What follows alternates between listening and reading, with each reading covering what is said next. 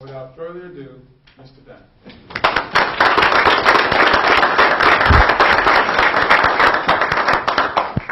Thank you, Dean Jones, and I'm excited to introduce the guest speaker today, Raul Pupo. I first heard Raul a couple of years ago, and I hope you'll find, and I know you'll find, his talk today will resonate with you like it did me.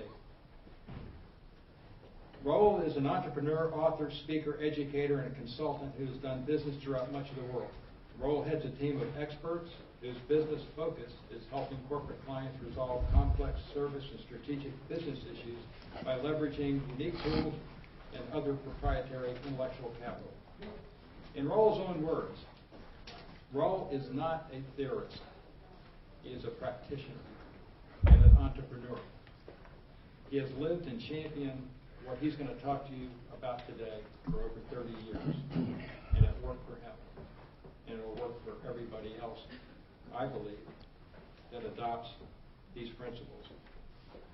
I had some personal experience when I was at Gulfstream trying to establish what I thought at the time was a customer service-oriented company.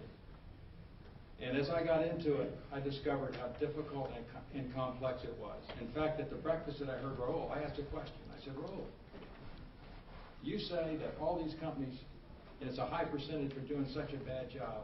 Why is it that more have not adopted these principles? And we had breakfast after asking that question, and I could relate to his answer.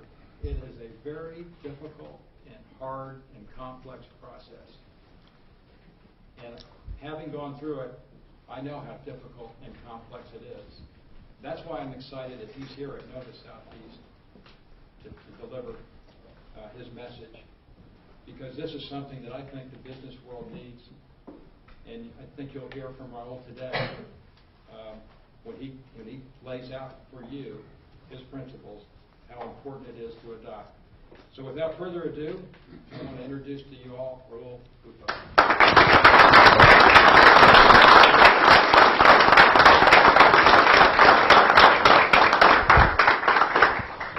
Thank you for the very kind words. I am, ladies and gentlemen, I'm delighted, no correction. I'm honored to be here. And thank you for joining me. I trust that by the time we're done with our brief remarks, you will agree with me on two basic propositions. One, that there's literally a service meltdown all around us.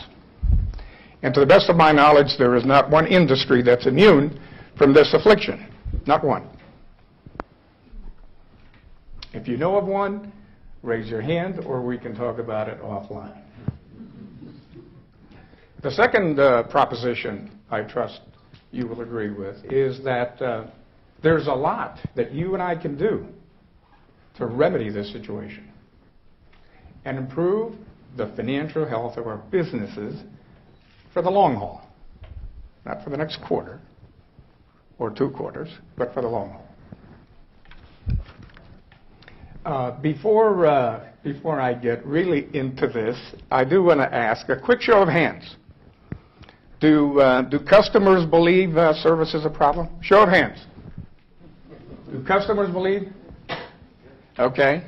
Now, some of you did not raise your hands. Who did not raise their hand? And is prepared to defend their position publicly. Yeah, I thought so. Well, I'm firmly in the camp of those who raised their hands.